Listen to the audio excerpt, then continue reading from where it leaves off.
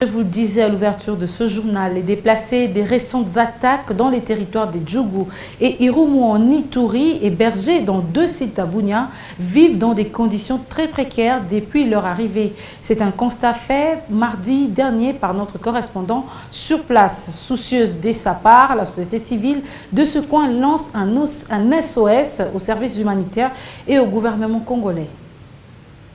Ils sont plus de 15 000 ces déplacés qui sont installés dans le site de l'hôpital général de référence de Bunia ainsi que de l'ISP, conséquence de la violence armée signalée depuis le 7 mai en territoire de Djougou et Irumu où plusieurs ménages sont réduits à cendres, les tueries et les déplacements massifs de la population civile. À leur arrivée au site, ces déplacés éprouvent d'énormes difficultés pour leur prise en charge alimentaire et sanitaire. À l'espace d'une semaine, une dizaine de décès sont déjà enregistrés.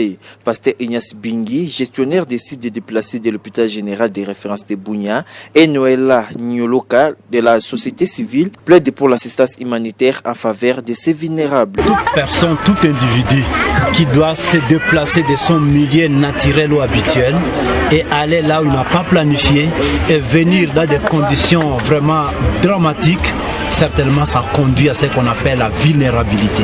C'est ce qui justifie la présence de milliers d'hommes que vous voyez ici et qui sont réellement dans le vrai besoin d'être aidés et assistés sur tous les plans, tant en tout cas sur les plans nutritionnels, sur les plans médicaux, sur les plans éducationnels, sur les plans, je pense même de la paix aussi parce qu'il doit être stable. Donc c'est pratiquement notre regret.